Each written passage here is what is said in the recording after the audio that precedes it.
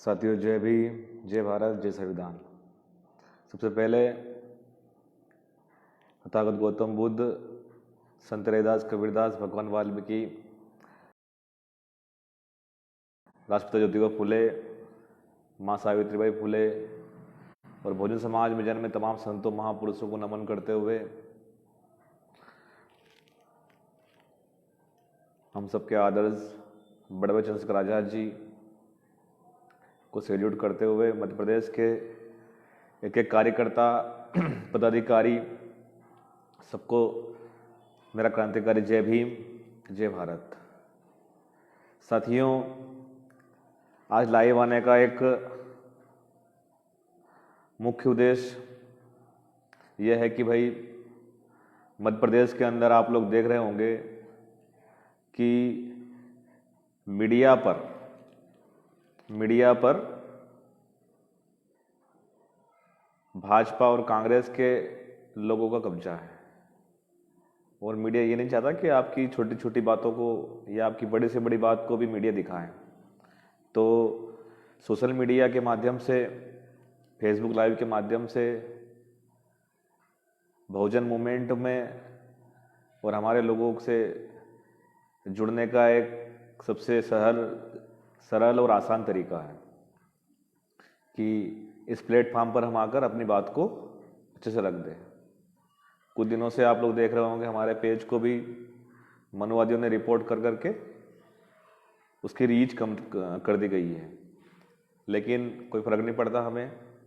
साथियों, सबसे पहले तो आज मध्य प्रदेश के अंदर जो हमने पहले ही कहा था कि चुनाव तो होने ही नहीं है, क्योंकि बगैर ओबीसी के आरक्षण को अगर सरकार चुनाव करवाने की उसकी मंशा होती ओबीसी को साथ में रख के, तो सबसे पहले वो आरक्षण को जो पंचायत अधिनियम है, पंचायत राज अधिनियम है, उसके तहत रोटेशन प्रणाली को लागू करके, रोस्टर प्रणाली को लागू करके फिर चुनाव में हाथ डालती।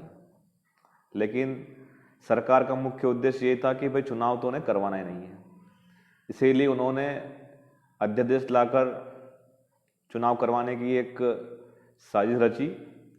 भाजपा और आरएसएस ये चाहते ही नहीं कि चुनाव हो। उसके अंदर जब इस प्रकार की स्थिति बनी तो भीम आर्मी, ओबीसी महासभा और जेएस और आर्य समाज पार्टी, कांशीराम, हम सब ने मिलकर ये तय किया कि भाई मध्य प्रदेश के अंदर बगैर ओबीसी आरक्षण के हम लोग चुनाव होने नहीं देंगे।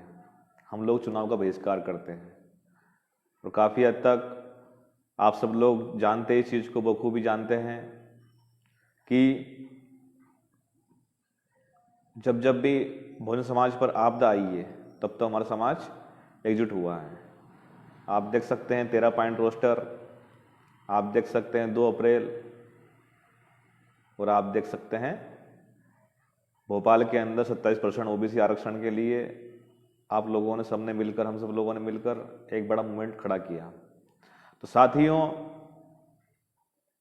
जब सरकार को ये पता था कि चुनाव तो होने नहीं है, तो उस स्थिति में सरकार ने कोर्ट को अपना कंधा बनाकर ये पूरा खेल रचा और उसमें शामिल रही कांग्रेस के लोगों ने भी चुनाव जो स्थिति है उसमें बहुत बड़ा अपना योगदान दिया कि भाई चुनाव कैसे भी करके भीम आर्मी और पब्लिक, जो गरीब आदमी है, वो सरपंच, जनपद अध्यक्ष और जिला पंचायत अध्यक्ष न बन पाए, इसलिए उन्होंने पूरा षड्यंत्र रचा। लेकिन मैं तारीफ करता हूं हमारे एक एक कार्यकर्ता की कि उन्होंने ये सिद्ध कर दिया कि हम लोग अब पीछे हटने वाले नहीं हैं। अब साथियों, बात यह आती है कि भाई ओबीसी जो आरक्षण है उसको इन्होंने चेंज तो किया कि भाई बगैर ओबीसी के हम लोग चुनाव नहीं होने देंगे, लेकिन जो सुप्रीम कोर्ट की जो गाइडलाइन है जो ट्रिपल टेस्ट है, त्रिस्तरीय जो चुनाव होते हैं मध्य प्रदेश के अंदर, उसके लिए आपको ट्रिपल टेस्ट से गुजरना पड़ेगा। तो आप ये किस प्रकार से बताएंगे? सुप्रीम कोर्ट जब आंकड़ा मांगेगी तो भाई उसके अंदर आपकी जाति आधारित आपकी जो जनगणना है पहले वो मांगेगी। लेकिन सरकार क्या कर रही है? अभी सरकार टेम्परेरी व्यवस्था कर रही है आपके लिए कि भाई सरकार टेम्परेरी व्यवस्था कर रही है, उसके अंदर वोटों की गिनती करवा रही है, लेकिन एक्चुअल में जाति की गणना होनी चाहिए। तो हम सबको ये हमारी मांग ये है कि भाई जाति की जो जनगणना है वो हो। हमारे जो ओबीसी के जो सीटें हैं वो 14% से नहीं 27% से हो। आप देख रहे होंगे कि मध्य प्रदेश के अंदर हमें 16% आरक्षण और एसटी को 22% आरक्षण मिला हुआ है, लेकिन हमें मिलता कितना है? एससी को मिल रहा है 8% और आदिवासी एसटी को मिल रहा है 13%। तो हमें जो हमारा अधिकार है उसमें भी हमारी सीटें कम करके हमको दी जा रही है। तो हमें इन सब चीज़ों को लेकर पूरा सचेत रहना है। और आप देख सकते हैं कि मध्य प्रदेश के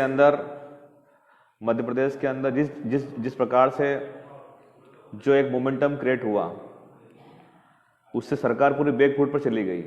वो सरकार बैकफुट पर जाने के बाद में जिस दिन से उसने ये बात कही, उसी दिन से ये सिद्ध हो गया था कि भाई अब तो हम लोग मध्य प्रदेश के अंदर जब चुनाव करवाएंगे तो चुनाव तो होने नहीं है। तो इन्होंने कोर्ट और सरकार दोनों ने मिलकर ये मध्य प्रदेश के ओबीसी वर्ग, दलित वर्ग और आदिवासी वर्ग के साथ में छलावा किया। तो अब जब सरकार खुद अध्यादेश लेकर आई थी और उसी अध्यादेश को सरकार ने वापस आज ले लिया, तो बात तो अब ये सिद्ध हो गई कि सरकार को फिर से रोटेशन करना पड़ेगा, सारी चीजें करना पड़ेगी। तो या तो सरकार फिर से रोटेशन करेगी कि भाई जहां पर सीट ओबीसी की है वो सीट चक्रीय क्रम में चलकर या तो एससी की होगी या एसटी की होगी या सामान्य की होगी, या कोई सीट सामान्य की है तो वो चीज़ होगी। तो हमें अब इस लड़ाई को और भी मजबूत तरीके से लड़ना पड़ेगी। आप देख सकते हैं कि मध्य प्रदेश के अंदर दतिया जिला है जो हमारे गृह मंत्री जी का गृह क्षेत्र है, नरोत्तम मिश्रा जी का। वहाँ पर एक भाजपा नेता अपने भाई को जिताने के लिए जब हमारे दलित वर्ग का व्यक्ति फॉर्म भरने जाता है तो उसके फॉर्म को फाड़ देता है। वो धमकी देता है कि भाई तुम सरपंच का फॉर्म नहीं भरोगे, क्योंकि सीट वहाँ पर सामान्य की थी। तो आप बताइए कि जब देश के अंदर संविधान है, हमारी सारी स्थिति, हमारे आरक्षण है, अधिकार दिए हुए हैं, उस समय ये स्थिति बन रही है कि भाई आप एक सरपंच का फॉर्म सामान्य कैटेगरी में नहीं भर सकते। तो आप सोचिए कि जब आपका राजनीतिक आरक्षण खत्म कर दिया जाएगा तो क्या आप सरपंच और पंच का चुनाव लड़ने लायक बचेंगे? ये उन नेताओं के लिए हैं जो भाजपा और कांग्रेस में मोर्चाधारी दरी बिछाने वाले जो लोग हैं, ये उनके लिए भी सबक की बात है। तो हम सब ने आज पूरा मंथन किया इन सब चीज़ों को लेकर। बहुत सारे साथियों के कॉल्स भी आए, बहुत सारे साथियों के प्रश्न भी उठ रहे हैं कि भाई 2 जनवरी का आंदोलन होगा कि नहीं होगा। तो ये पूरा तय हो चुका है, 2 जनवरी को आंदोलन किया जाएगा और बड़ी ताकत से किया जाएगा। मध्य प्रदेश के एक एक कोने से हमारे साथी इस चीज़ की तैयारी करें और भोपाल के अंदर आरक्षण विरोधी, दलित विरोधी, आदिवासी विरोधी जो हमारे जो मुख्यमंत्री हैं शिवराज सिंह चौहान जी, उनको बता दें कि अब हम लोग पीछे हटने वाले नहीं हैं। तो साथियों आप लोग तैयारी करें, जिसमें अभी भीम आर्मी और आर्य समाज पार्टी की प्रदेश कार्यकारिणी की मीटिंग भी हम लोगों ने भोपाल में बुलाई है और उसके अंदर 2 जनवरी के आंदोलन के अंदर भीम आर्मी के संस्थापक एडवोकेट चंद्रशेखर आज़ाद जी वो भी पूरी तैयारी के साथ में आ रहे हैं। तो आप लोग तैयारी करें। अब साथियों हम उन चीज़ों को 2 जनवरी को आप लोग क्यों आए? 2 जनवरी को आपको भारी से भारी संख्या में आना है और आना इसलिए है कि आपको आना इसलिए है कि वहाँ पर हम लोग जो हमारा आरक्षण है, चाहे एससी का आरक्षण हो, चाहे एसटी का हो, चाहे ओबीसी का हो, एससी एसटी ओबीसी के आरक्षण को संविधान की 9वीं अनुसूची में जुड़वाने के लिए हमको प्रयास करना है। और दूसरी चीज जो हमारे कर्मचारी वर्ग के लिए है कि भाई उनका प्रमोशन में जो आरक्षण रुका हुआ है, प्रमोशन में आरक्षण लागू हो, उसको बढ़ाया जाए, उसकी भी हम लोग मांग रखेंगे। तीसरी चीज कि आज आप देख रहे होंगे कि निजी क्षेत्र के अंदर हमारा प्रतिनिधित्व बहुत कम है। अभी आप देख रहे होंगे कि मध्य प्रदेश के अंदर ग्वालियर में हाई कोर्ट के अंदर जिला न्यायालय में वहाँ पर 15 पोस्ट निकली थी, जिसके अंदर ड्राइवर, प्यून, चपरासी और इस प्रकार के पद थे। तो उन 15 पोस्टों के लिए भी 11,000 से ऊपर युवाओं ने फॉर्म भरा, जिसकी एलिजिबिलिटी थी 10th और 12th। उसके अंदर BSc, BA, MA, BEd, MBA तक के पास लोगों ने फॉर्म भी भरे। तो आप देख सकते हैं कि रोजगार की स्थिति कितनी दयनीय है। मध्य प्रदेश के कंस मामा ने ये बात कही थी कि हम 1 साल के अंदर 1 लाख रोजगार पैदा करेंगे, लेकिन इन्होंने ये ठान लिया है कि मध्य प्रदेश नहीं, प्रदेश के इनको बेरोजगारों को खत्म करना है।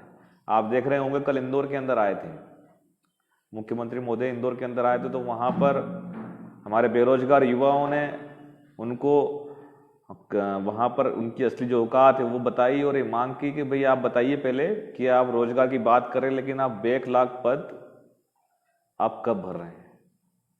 आपको पता है मध्य प्रदेश के अंदर 1 लाख से ऊपर 1 लाख पदों की संख्या ऊपर हो गई है। और अभी जुलाई 2021 से तो जून 2022 तक का सरकार ने समय मांगा है वापस, और उसके लिए कैबिनेट ने प्रस्ताव दिया है कि भाई जुलाई 2021 से तो जून 2020 तक हम लोग ये जो 1 लाख पद हैं इनकी हम भर्ती करेंगे। 22 तक जून 2022 तक हम जो 1 लाख पदों की भर्ती करेंगे, लेकिन मुझे नहीं लगता सरकार भर्ती करेगी। तो साथियों, अब आपको अपने हक अधिकार के लिए किसी के ऊपर डिपेंड नहीं होना है। जैसा कि चंद्रशेखर भाई आज़ाद ने आज एक बात कही थी कि आपके अधिकारों के लिए आपको खुद लड़ना पड़ेगा। तो आपको खुद ही लड़ना है, और आपको भारी से भारी संख्या में जो 2 जनवरी है, 2 अप्रैल से भी बड़ा हमें आंदोलन करना है, और 2 जनवरी को दिखा देना है इस तानाशाही सरकार को कि आप हमारे अधिकारों को ख़त्म करेंगे तो हम लोग मध्य प्रदेश की राजधानी को भी कुछ करने का काम करेंगे। तो साथियों, आप लोग अपने साथ में आए, और आपको आना कैसे है, ये महत्वपूर्ण बिंदु है कि आपको आना कैसे है। तो आपके यहाँ से जैसे कि आप शुरू करते हैं अपन चंबल से, तो चंबल के जो हमारे साथी हैं वो ट्रेन में आ जाए बढ़िया, ग्वालियर भिंड के रूट के, दतिया रूट के, टीकमगढ़ रूट के, विदिशा रूट के, इधर से हम लोग चलेंगे तो गुजरात बॉर्डर से, तो गुजरात बॉर्डर से हम लोग आएंगे तो मेघनगर होते हुए रतलाम के आसपास के मंदसौर, नीमच के साथी भी जितने जो ज़्यादा संख्या ट्रेन से आ सकें आप लोग, तो ट्रेन से आप लोग आइए इंदौर, उज्जैन, भोपाल, और उधर से अपना इटारसी, जबलपुर के साथ ही ट्रेन से आ सकते हैं। तो आपको ज़्यादा से ज़्यादा संख्या में आपको ट्रेन से आना है, अपने साथ में एक मजबूत डंडा और झंडा मजबूत करके आना है, और आपको इस प्रकार से अपना टाइम शेड्यूल करना है कि आप लोग सुबह 9 से 10 के बीच में आप लोग भोपाल पहुंच जाएं। वहां पर आपको सारी चीज़ें बता दी जाएगी कि कहां पर आना है, क्या करना है और कैसे आना है। दूसरी चीज़ कि भोपाल के आसपास के जितने भी ज़िले हैं, सीहोर, विदिशा, रायसेन, होशंगाबाद, ये जो सारे जो ज़िले के साथी हैं, चाहे वो SC ST OBC या चाहे किसी भी संगठन से जुड़े व्यक्ति हो, आपसे हाथ जोड़ के रिक्वेस्ट है कि आप लोग इस लड़ाई में आप लोग तैयारी करें। और भोपाल में इस बार ये दिखा देना है कि 85 पर 15 का राज नहीं चलेगा। तो आपकी जो जनसंख्या है उस जनसंख्या के हिसाब से आपको अपनी ताकत को दिखाना है। हो सकता है साथियों कि आपको रोकने का पूरा प्रयास किया जाएगा, लेकिन आपको पीछे नहीं हटना है। आपको चाहे किसी भी स्थिति में हो, चाहे टोल आपको तोड़ना पड़े या सिग्नल आपको तोड़ना पड़े, लेकिन आपको रुकना नहीं है। आपको आना है भोपाल किसी भी स्थिति में, क्योंकि ये आज आपके हक अधिकार की बात है, आपके हक अधिकार की बात है। अगर आज आप लोग यहाँ चुप बैठ जाते हैं तो फिर आपकी आने वाली जो पीढ़ियाँ हैं वो आपको माफ़ करने वाली नहीं है। तो साथियों, दूसरी चीज़ ये है कि ओबीसी के भाइयों से भी हमें एक निवेदन है कि आप लोग अब तक अपने अधिकारों के प्रति सोए रहे हैं। आपके सोते रहने का परिणाम ये है कि दिन प्रतिदिन आपके अधिकारों को ख़त्म करने का काम किया जा रहा है। तो आपको अब ये लड़ाई मिलकर लड़ना है। और ओबीसी महासभा की जो कॉल है, भोपाल के अंदर जो कॉल है ओबीसी महासभा की, उसमें भीम आर्मी जयस और आर्य समाज पार्टी ने खुलकर समर्थन किया है, जिसमें भीम आर्मी संस्थापक भी आ रहे हैं। तो हम सबको ओबीसी की लड़ाई के लिए तन मन धन से लग जाना है और अपने स्तर से, अपनी जिम्मेदारी से, क्योंकि आज अगर आप लोग ओबीसी की लड़ाई में नहीं आते हैं तो फिर ये लड़ाई कोई ओबीसी की अकेले की नहीं। इसके बाद में पता है, सरकार को पता है, इसके बाद में नंबर एससी का है, फिर एसटी का है।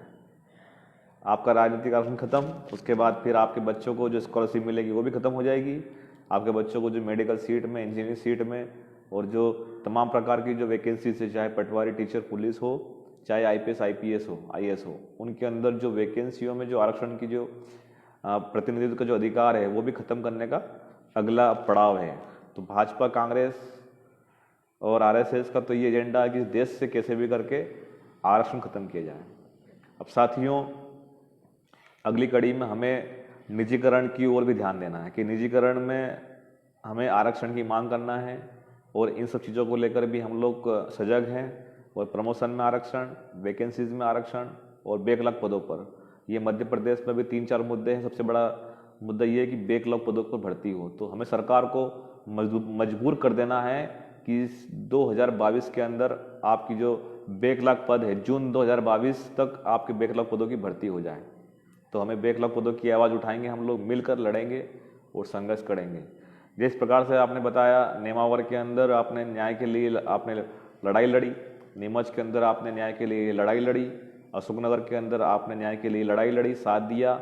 उसी प्रकार से उम्मीद करता हूं मैं आपसे कि आप बिल्कुल भोपाल के अंदर भी अपनी जो लड़ाई है उसमें पूरी ईमानदारी से आप लोग यहाँ पर इकट्ठा होंगे। तो साथियों, आप लोग तारीख ना भूले, 2 जनवरी 2022 एक ऐतिहासिक क्रांति होने वाली मध्य प्रदेश के अंदर, जिसके अंदर बड़े बड़े बुद्धिजीवी वर्ग और भीम आर्मी संस्थापक एडवोकेट चंद्रशेखर आज़ाद जी भी पहुंच रहे हैं। तो आप सबको पूरी तैयारी के साथ में आना, चाहे आप लोग ट्रेन से आएँ, चाहे आप लोग 4 व्हीलर से आएँ, लेकिन आपको आना जरूरी है। साथियों, दूसरी चीज़ कि जिन साथियों ने चुनाव में फॉर्म भरे थे वो भी धैर्य बना कर रखें। फिर से चुनाव होंगे, तब तक के लिए आप लोग तैयारी करें और आप लोग पीछे नहीं हटें। जितने भी आपको जिस प्रकार से भीम आर्मी आर्य समाज पार्टी के बैनर तले आपको चुनाव लड़ना है, तो आपका स्वागत है। आप लोग तैयारी करें। भीम आर्मी आर्य समाज पार्टी नेता बनाने की फैक्ट्री है और आप यहाँ पर आइए और हम लोग मिलकर जो हमारा अधिकार है, राजनीतिक आरक्षण है, संवैधानिक आरक्षण है, उसको हम लोग लेकर रहेंगे, छीन कर रहेंगे। साथियों, सभी को जय भीम, जय भारत, जय संविधान।